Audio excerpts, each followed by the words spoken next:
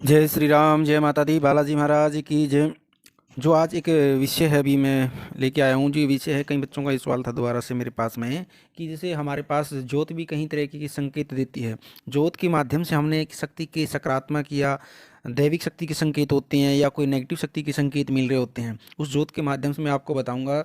जो हमारे पास कई बार क्या है, बच्चे क्या करते हैं, साक्षात शक्तियाँ हमारे को कोई संकेत नहीं देती, वो ज्योत के माध्यम से किसी न किसी रूप में हमारे को संकेत मिलते ही रहते हैं। नेगेटिव शक्ति हो या फिर पॉजिटिव शक्ति हो, तो उस शक्ति के संकेत ज्योत के माध्यम से हमें किस प्रकार मिलते हैं। हमारे ज्योत के अंदर शक्ति नेगेटिव तो नहीं है, या पॉजिटिव पॉजिटिव शक्ति हमारी ज्योत के अंदर आई हुई है, तो वो संकेत हमारे को किस तरह से मिलते हैं। ज्योत के अंदर कई बार फूल बन जाता है, लंबी ज्योत चलने लग जाती है, तो शक्ति हमारे को कौन से संकेत देती है, और कौन सी शक्ति हमारे पास आ चुकी है या नहीं आ चुकी, या शक्ति आने के संकेत दे रही है। तो ये सारे सवालों के जवाब मैं आपको दूंगा। आप इस वीडियो को अंत तक ज़रूर देखना, और जिसने चैनल को सब्सक्राइब नहीं किया, चैनल को सब्सक्राइब करें और वीडियो को लाइक करें। माँ भगवती और बालाजी महाराज की कृपा आपके परिवार पर बनी रहेगी।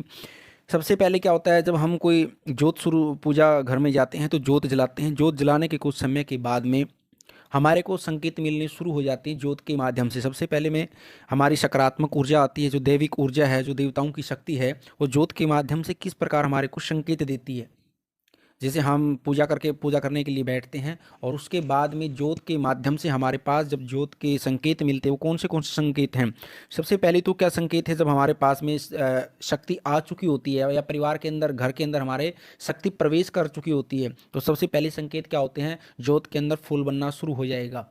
फूल लंबा हो, गोल हो, या चंद्रमा की तरह हो, सूर्य की तरह हो, कोई जैसे हमारे कई आकार बनने शुरू हो जाते हैं, कटार की तरह बन जाता है, तो उसमें बस हमारे पास ही समझ लेना चाहिए कि हमारे घर के अंदर में पॉजिटिव शक्तियाँ का प्रवेश हो चुका है। और जब हम जोत लगाते हैं और कई बार फूल नहीं आता है जोत के ऊपर, दूसरा संकेत क्या होता है, जब हम जोत जलाते हैं तो जोत की जो लट होती है, वो छोटी सी बत्ती होती है, और उसकी जो लट होती है बहुत लंबी होनी शुरू हो जाती है। काफ़ी लंबी लट शुरू हो जाएगी जोत की। हमारी बत्ती छोटी होती है, लेकिन जोत की जो लट है जो वो बहुत लंबी शुरू हो जाएगी, तो उसका संकेत ये है कि वहाँ पर आपके घर में शक्ति का आगमन हो चुका है, आपकी जोत पे शक्ति आ चुकी है। तो संकेत जो ज्योत है हमारे को इस तरह की संकेत देती है। तो हमारे घर में नेगेटिव शक्ति नहीं, पॉजिटिव शक्ति के संकेत नहीं है। या तो ज्योत के ऊपर फूल बनना, या ज्योत की लट को लंबा लट हो जाना। कई बार जब हम ज्योत, छोटी सी ज्योत लगाते हैं, लेकिन उसकी लट है ना बहुत लंबी लट हो जाती है, तो उस लट का लंबी का होना, तो हमारे पास हमारे घर के अंदर सकारात्मक शक्ति का, देवताओं की शक्ति का आह्वान हो चुका है, देवताओं की शक्ति हमारी ज्योत में आ चुकी है। ये संकेत आपको देवताओं की शक्ति के संकेत मिलते हैं। और कई बार बच्चे इन चीज़ों का ध्यान नहीं रखते, क्योंकि इन चीज़ों से ही देवता हमारे को संकेत देना शुरू कर देते हैं। काफ़ी बच्चों का ये सवाल था मेरे पास में ज्योत के बारे में। तो आपके पास सकारात्मक शक्तियाँ आनी शुरू हो जाती हैं, तो आप जिस भी देवी या देवता की पूजा कर रहे हैं, या अपने इष्ट देवता की पूजा कर रहे हैं, तो इसका मतलब क्या, आपसे वो देवी या देवता प्रसन्न है। ज्योत के माध्यम से आपको वो चीज़ों के संकेत दे रहा है, उसके वो प्रसन्न है। और उसके लिए आपने उसको और मजबूत करने के लिए क्या करना चाहिए, जिस भी शक्ति को आप हर रोज़ पूजा कर रहे हैं, उस शक्ति को आपने फिर निरंतर भोग देना शुरू कर देना चाहिए, जिसका भी आप जप कर रहे हो, ताकि वो शक्ति और पावरफुल हो जाए। उसके बाद में हर रोज़ का मतलब ये है कि जिस दिन शक्ति के दिन होते हैं उसी को हमने भोग देना चाहिए, नहीं कि हमने हर रोज़ रेगुलर भोग देना चाहिए। क्योंकि रेगुलर भोग हम एक पारिवारिक स्थिति में होते हैं, बाहर अंदर जाना पड़ता है, रेगुलर भोग नहीं दे पाते हैं। तो इसलिए आपने जिस दिन होता है शक्तियों का, उस दिन ही भोग दे सकते हैं। और दूसरा, जैसे नकारात्मक शक्तियाँ हमारे घर में प्रवेश कर गई हैं, या करना चाह रही हैं, या आगे हमारे को ज्योत के माध्यम से ही ये संकेत मिल जाते हैं। जैसे आप नकारात्मक शक्तियों के संकेत क्या देखेंगे, जैसे हम ज्योत को जला देते हैं, ज्योत को प्रज्वलित कर देते हैं, तो नकारात्मक शक्तियों के हमारे पास में क्या क्या संकेत होते हैं। नकारात्मक शक्ति का हमारे ज्योत के अंदर में जो संकेत होते हैं वो रहते हैं। सबसे पहले तो क्या है, हम ज्योत जला देते हैं, कुछ समय के बाद में हमारी ज्योत फड़फड़ाना शुरू कर देती है।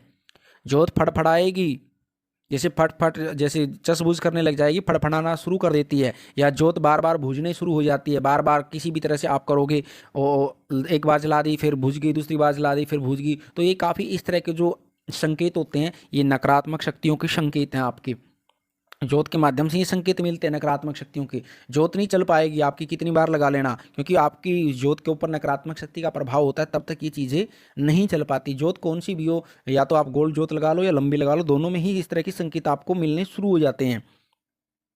और जब आपको नकारात्मक संकेत मिलना शुरू हो जाते हैं तो आपको समझ लेना चाहिए कि हमारे घर के अंदर कोई भी नेगेटिव चीज़ प्रवेश कर चुकी है। और उस समय में हमने क्या करना चाहिए, उस समय के अंदर हमने धैर्यपूर्वक, क्योंकि जब नकारात्मक शक्ति आपके घर में प्रवेश कर जाएगी तो आपके घर में नुकसान करेगी, आपके कारोबार में नुकसान करेगी, नौकरी में दिक्कत शुरू कर देगी, आपस में घर में झगड़े शुरू हो जाएंगे और आपका पूजा पाठ करने के लिए आपका मन नहीं लगेगा, किसी भी तरह से आपका मन विचलित रहेगा, आप पूजा पाठ करनी ही छोड़ दोगे। क्योंकि जब नकारात्मक शक्ति का प्रभाव ज़्यादा बढ़ जाता है तो ये संकेत देना शुरू कर देती हैं नेगेटिव शक्तियाँ। तो उस समय में आपने धैर्य रख करके ज़्यादा से ज़्यादा पूजा पाठ करना चाहिए, क्योंकि नकारात्मक शक्तियों का भाव क्या होता है, वो आपको पूजा पाठ से हमेशा पीछे हटाएं ताकि हमारा प्रभाव खुद पड़ जाए। यदि आप पूजा पाठ करनी शुरू करोगे, ज़्यादा करोगे, तो नकारात्मक शक्तियों को आपका घर छोड़ करके, उस स्थान को छोड़ करके उन्होंने जाना पड़ेगा।